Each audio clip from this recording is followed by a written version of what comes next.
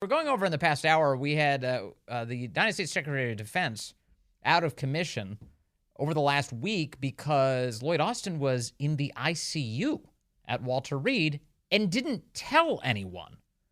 In fact, apparently very few people knew about it. The White House didn't find out until Thursday. The rest of the Defense Department found out Friday, and that's about the time the American people found out. What is going on, and what should be done about it? Here to discuss is Joe Buccino. He's a retired U.S. Army colonel. He was a public affairs officer and the former communications director at United States Central Command. And he joins us on the phone. Colonel, good to have you with us. Thank you, sir. Thanks so much for having me, Vince. To answer your question, what is going on? I don't know. This is very strange. I served as a personal aide to a Secretary of Defense, Pat Shanahan, who replaced Mattis for 7 months. And I was 2 levels removed as a spokesman for Mattis. And with Shanahan, everywhere he went, there were about 300 people had to know. You're talking about comms teams, aides, security, the White House. And so, there was layers on top of layers because an entire operations center travels around with the Secretary of Defense. How this happened, how his own deputy did not know, it's very strange. Right. Like if you had a Secretary of Defense who was going in to have like skin cancer removed or something, like a mole removed, like there'd be a lot of people around him who would know that, right? If the Secretary of Defense, when the Secretary of Defense who I worked for played golf, people had to know that. People had to know where he was. There had to be secret communications capability. There had to be top secret communications capability with him. Aides, like myself, had to be able to be in contact with White House aides. This man is walking the earth with some of the most important information we have. Yes. He's walking the earth able to make calls about violence in other parts of the world. People need to know where he is. And there's typically government records of the whereabouts of people who are, first of all, that important in the presidential line of succession and are protected by the federal government.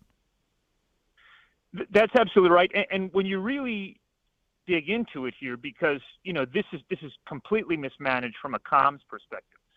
So there's so many threads to pull on, and the Pentagon is releasing a drip of information here, a little piece there, and you're finding out the Deputy Secretary of Defense went on vacation. She didn't know he was in the hospital for multiple days. So how much is this man talking to his deputy? There's something weird about that, too. So that Deputy Secretary of Defense is Kathleen Hicks. We are told that she was vested with the powers of the Secretary of Defense while he was out of commission, yet she didn't know that he was in the hospital until Thursday. So how does that work? Right. And think about, I just want to say one thing, Vince. I'm in Wichita, Kansas today, and, this is a very Beltway story. It really is, okay? Like, here in Wichita, Kansas, I bet nobody cares about this. But it is important, and it does reveal the lack of transparency with this Pentagon, and it reveals, frankly, some of the strangeness about Loyd Austin. But why did she not return? This is a very critical week. Why did she not return from her vacation? We had a strike into Baghdad with a prime minister who then said he wanted American forces out of Baghdad.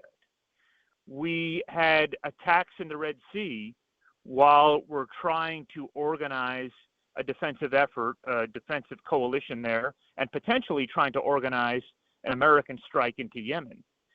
So all of this while the secretary, I guess nobody knew where he was, the deputy was on vacation, the chief of staff, we're hearing, it was sick, and certainly it does not instill any confidence. And myself, Vince, having been inside the belly of the beast, I can tell you that people should be a little bit concerned about this. Well, it's very strange. Yeah, and it definitely conveys what they think of the American public. They could care less what you think about this. Why is it that we don't know anything about the medical procedure? That seems weird, that they wouldn't disclose to the public the nature of this so-called elective procedure. Right. And again, it just goes back to how poorly they've been mismanaged this. So, for example, if they had said he's going in for an elective procedure on December 31st, which supposedly is when he went in, And then they made a press release on New Year's Day. He's in pain. He's staying in the hospital. We'll keep you updated. We're okay. They're going to give us updates.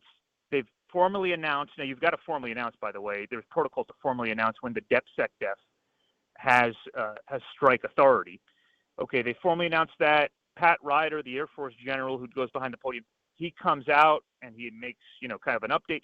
It's really not that big of a story. Okay, they're being transparent. They're telling us, something's happening. But with this, the way they've handled it and mishandled it, and now nobody really believes this was an elective surgery. Frankly, it's not all that believable. And now they're not really giving any more detail. We don't know his health status. His statement said that he looks to be on the mend, which I'm not sure what that means. So it's just creating more questions. And I think, I don't really know that he, as I said in my article in Real Clear Defense, I don't think he can go back in the position because we can't really believe what he's saying. This is, when I say that there's a strangeness about Loyd Austin, this is consistent with the reputation he had. He commanded U.S. Central Command long before I was there. This is consistent with the reputation he had and the reputation he has in the Pentagon. He's very private, which we can understand people being private. He's very reclusive. He does not talk to the media. He treats the media like their luggage when he goes on the trips. And so all that really is at odds of what you're looking for in an American Secretary of Defense. Well, of course, you have an obligation to disclosure within reason, of course, without giving up any military missions that need to be protected. But this, I see the press is representing him as a quote quiet operator, like he's like some guy who's in special operations right now going into enemy territory. He's the Secretary of Defense, and he was out of commission for a week, and they didn't tell us anything.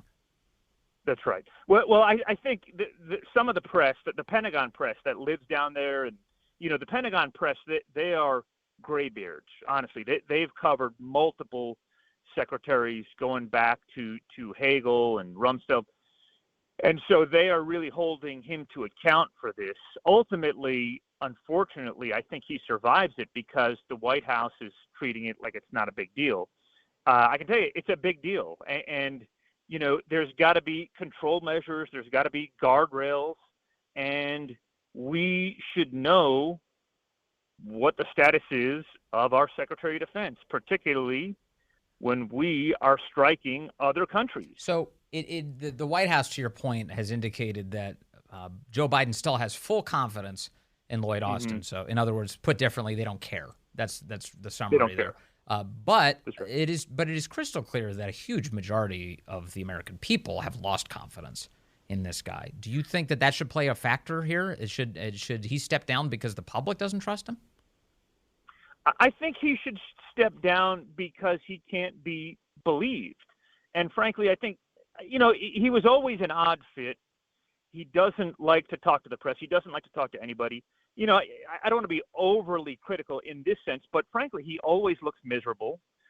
I think he should step down because we can't believe what he's saying. We can't believe what his press people are saying. We still do need to know, by the way, and Pat Ryder, I've known him a long time, and he has a lot of great qualities. What did he know, and when did he know it? He has a responsibility to disclose when he goes behind that podium. He went behind that podium twice while the Secretary of Defense was in the hospital, and we need to know if he knew that. And so, can you really trust what's coming out of their Wouldn't that be a normal thing? Operation? Wouldn't a normal thing to do? Like, if you're the press secretary for the Pentagon, wouldn't one of the first things you do each day is assess where the leaders are and what they're up to? That's right. Yeah, so when Mattis was ever out of the office, he one time, he didn't do this very often. I can remember at one time, he went to the Seattle area to visit his mom, and we issued a press release, because that was the protocol. He's out. I don't think we said he's visiting his mom. We said he's taking personal time in Seattle, and the authority is divested to the deputy. So, that's really standard procedure. There is an end-of-day rollout that goes out to the Pentagon press, and then when the press secretary goes behind the podium, there's a standard, here's where the secretary's traveling today. He's in these countries today. Wherever the secretary is, if he's not in the Pentagon. It's an amazing story. So, again, to reiterate here, Colonel Joe Buccino, you do think Loyd Austin should resign his post? Oh, I do. I'm not the only one. I do think he should. I think this is a very serious breach. I don't have any confidence out of the elements that are coming out now. The fact that they've mishandled the public relations component of this so poorly really doesn't instill confidence. And just the fact that the SecDef was in Puerto Rico on vacation, didn't know where the SecDef was, didn't come back to adjudicate the strike. The chief of staff was sick, so nobody knew. I mean, they're not running a Best Buy here, okay? They're running an organization that, if it were its own country, would have the 14th largest GDP in the world. So we need to know what they're doing. We need to hold them to account. Yeah, and lives are on the line in the military. You need competent leadership in order to oversee it. Joe Buccino, Colonel, United States Army, retired. Thank you, sir. Good to talk to you today.